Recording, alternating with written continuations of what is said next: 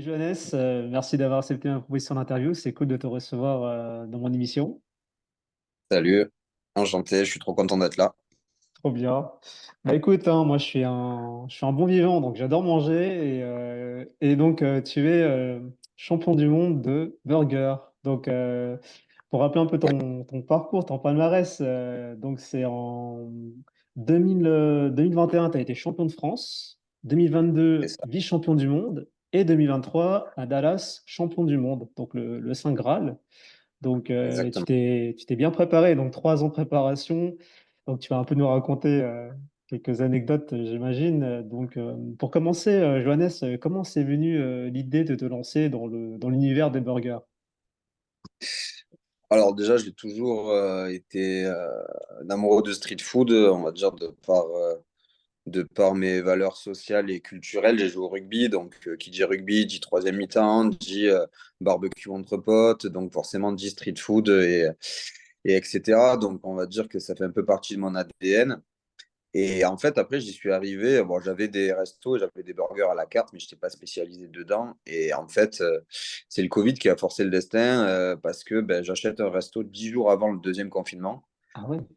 Et en fait, là, du coup, j'ai pas le choix, je dois faire de la vente à emporter. Et bon, et qui dit vente à emporter, 10 burgers. Et en gros, voilà, je me challenge moi-même. J'avais que ça à faire, on va dire. On était confinés. Donc, je suis quand même quelqu'un d'assez perfectionniste et d'assez déterminé. Et du coup, je me dis, bon, ben, j'ai que ça à faire, je vais me lancer à fond là-dedans. Je vais faire des recettes, j'ai regardé toutes les émissions de Netflix possibles et inimaginables, des séries, j'ai commandé 4-5 bouquins sur le burger. Voilà, je me suis vraiment empreint de la culture burger parce que je voulais vraiment arriver à faire quelque chose le plus proche possible de ce qu'est un burger, vraiment, d'un point de vue culturel et historique. Et en fait, j'ai décidé de faire du vrai burger, si je puis dire, entre guillemets, en reprenant vraiment les bases de ce que c'est d'un point de vue étymologique et historique.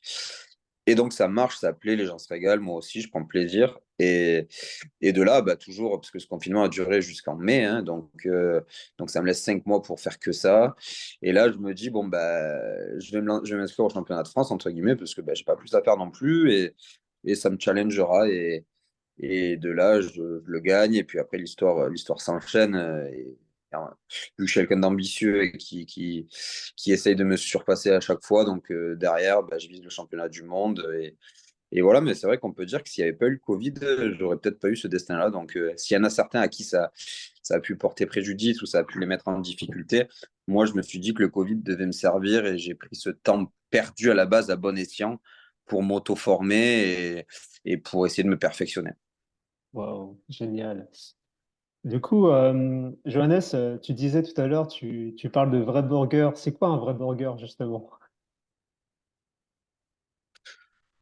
Bah alors pour moi, un vrai burger, c'est bah, ce que c'est à la base, hein, c'est-à-dire c'était un sandwich qui était... Alors, l'étymologie est allemande, mais le hamburger à la base voulait dire steak d'Hambourg.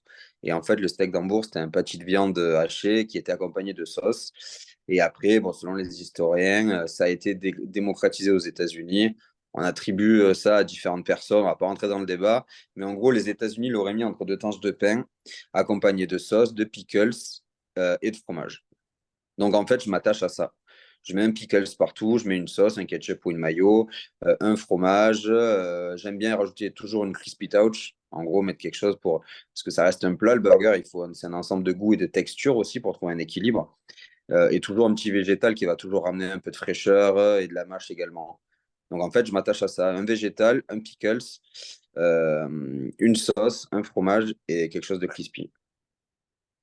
Qu'est-ce qui a fait dans le championnat du monde, ton burger a gagné le concours par rapport aux autres compétitions que tu as réalisées? C'est quoi qui a fait la différence?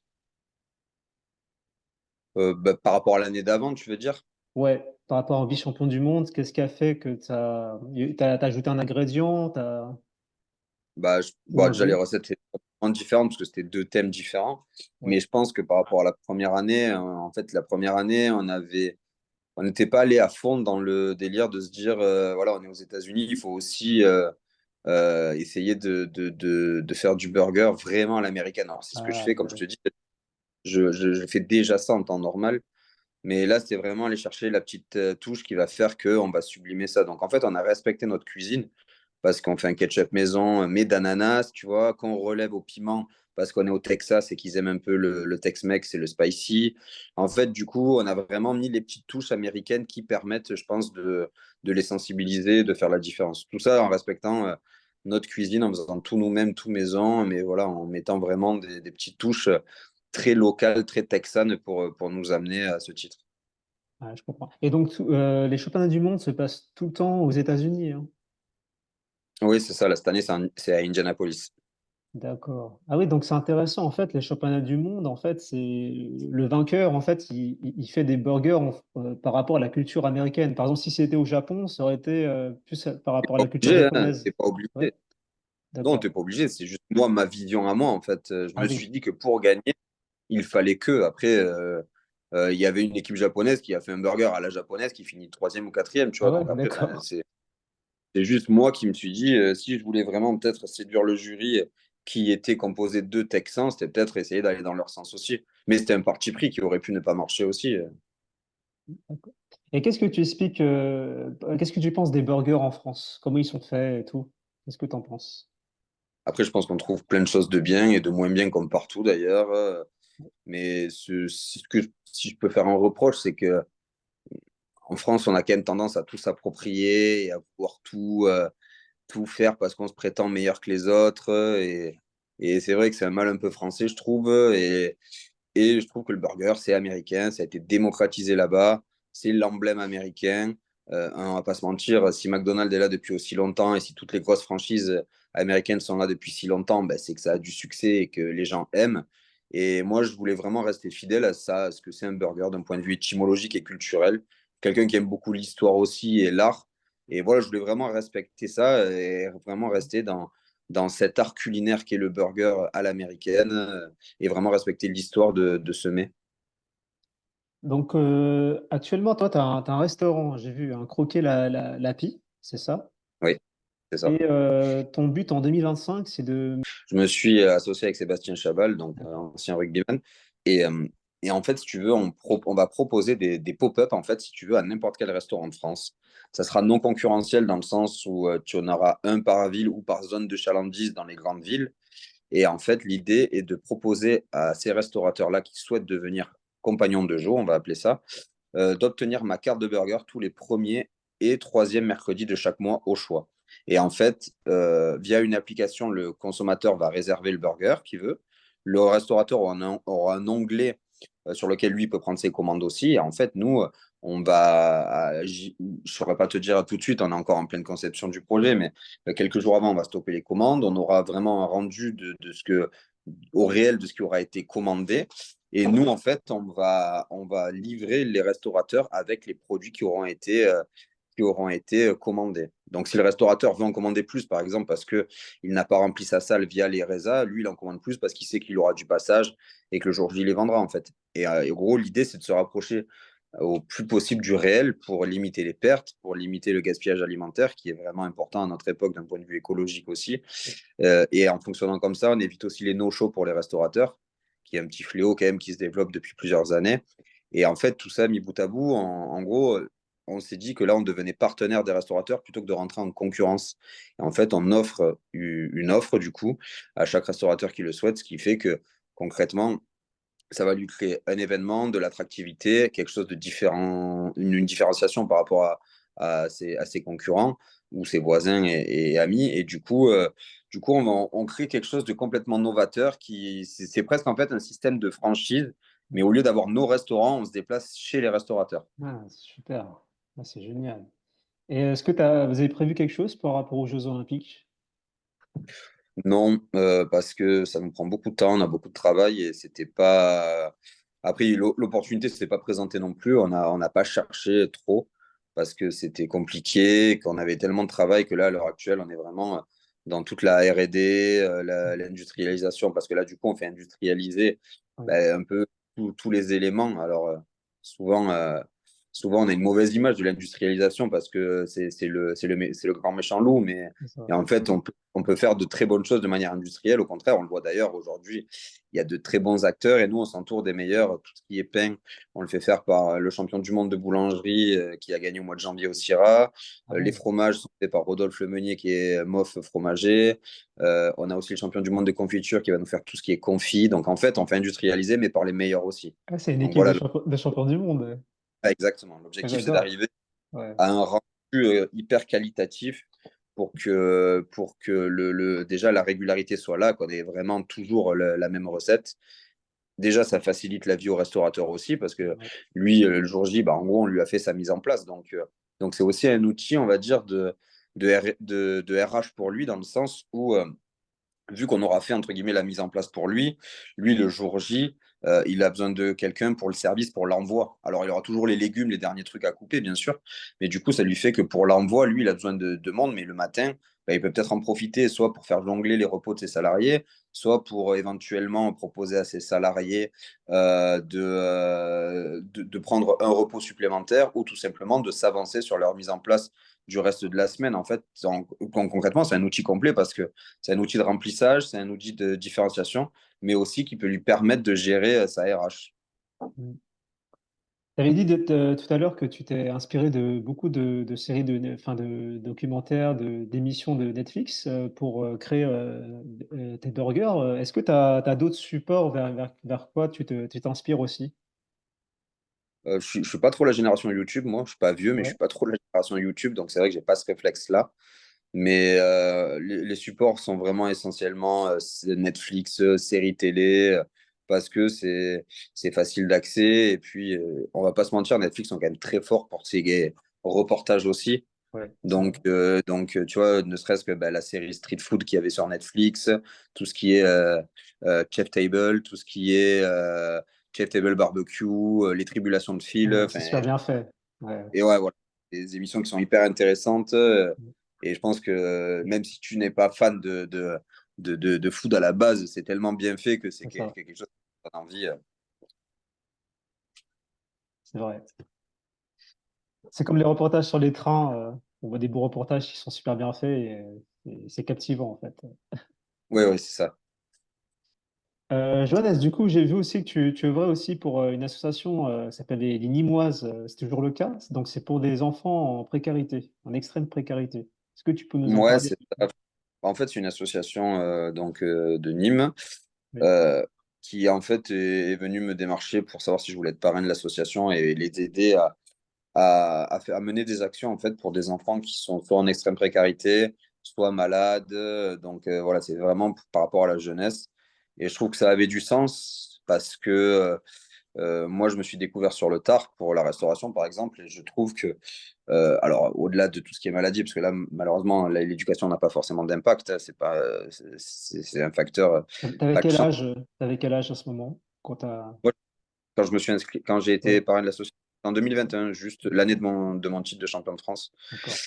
Et donc, ouais, pour revenir à ça, je me dis que le système éducatif français devrait permettre, dès le plus jeune âge, d'aller toucher des métiers manuels, tu vois, que Ouais, dès tout à fait. l'école primaire, on ait des petits cours de bricolage, des cours de jardinage, des cours bon, menuiserie. Après, c'est trop compliqué, il faut faire attention aussi. Mais tu vois, je me dis que si on inculquait des métiers manuels, qu'on mettait un retour aussi à la terre et à à tous ces métiers Ouais, artisanaux, je me dis qu'en fait, on arrivera à créer des vocations et à redonner l'amour de tous ces métiers-là qui malheureusement se perdent avec le temps et on est de plus en plus en manque d'artisans en France. tout à fait. Et en fait, cette idée, c'était, j'avais ces ambitions éducatives et le fait de pouvoir m'adresser à des enfants en précarité qui étaient en manque de repères souvent, je me dis que là, je peux peut-être avoir une mission et les aider à trouver une vocation. Si j'y arrive, bah, tant mieux et j'aurais réussi à ma petite échelle à essayer de changer quelques personnes.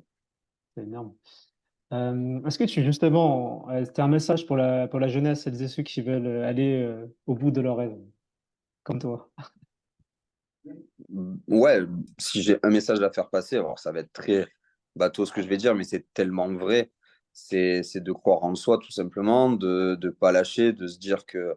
Alors, c'est difficile de nos jours, il y a plein de choses sociétales, factuels qui nous mettent des bâtons dans les roues. On vit une époque assez complexe quand même. Mais je me dis que si on croit en soi et si on est passionné par ce qu'on fait, déjà, on peut travailler plus parce qu'on n'a pas l'impression de travailler finalement quand on aime ce qu'on fait.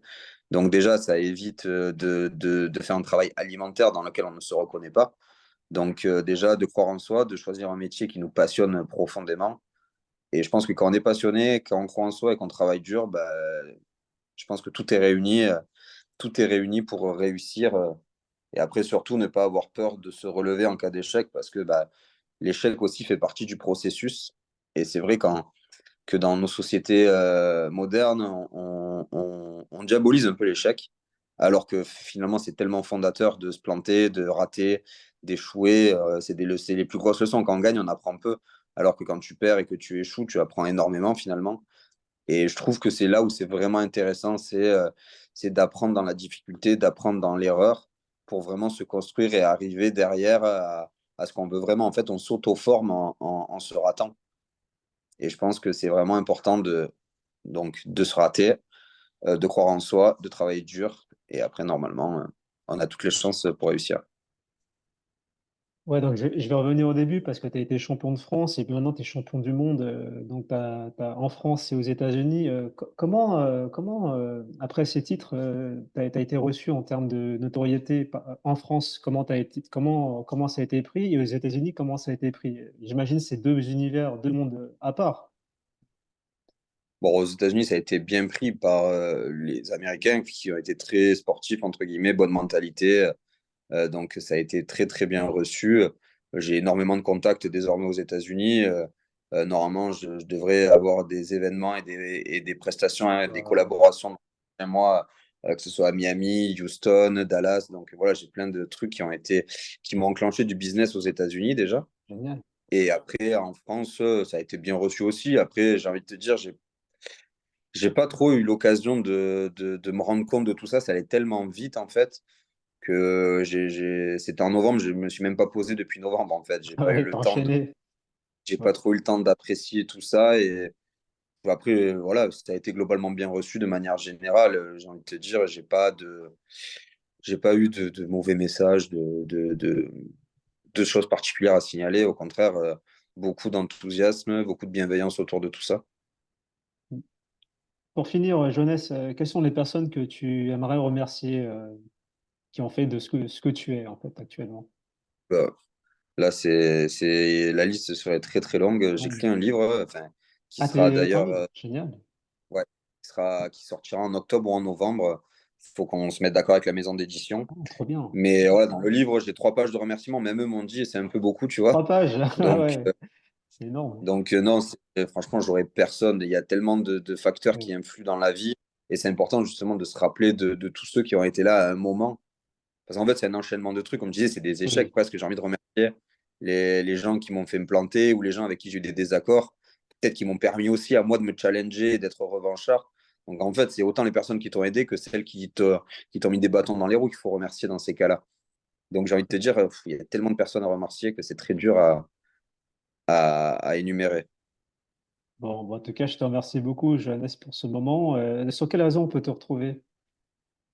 Là où je suis le plus actif, c'est sur Instagram. Donc sur ma page Insta, Johannes Richard, tout accroché, tout simple. Et après, là, voilà, je suis en plein développement de tous les autres réseaux. Donc, tu vois, je suis un peu has-been, j'ai toujours pas LinkedIn. Je me suis supprimé de Facebook parce que c'est un réseau qui ne m'intéresse plus trop aussi. Mais voilà, maintenant, je travaille avec des community managers qui me conseillent de me remettre sur tous ces réseaux-là. Donc bientôt, je serai sur TikTok, Facebook, Ok, LinkedIn. Je suis en train de créer une chaîne YouTube aussi. Donc génial. voilà, pour l'instant, il n'y a que Insta et c'est là où je suis le plus actif. Mais petit à petit, tout va se mettre en place. Ouais, ça pourrait bien marcher en plus avec des shorts et tout, sympa. Ouais, c'est sûr. Bon, bah, en tout cas, merci encore pour ce moment. Et puis, comme je dis toujours, l'aventure continue, Johannes. Exactement. Merci beaucoup. Merci à toi. Merci à toi.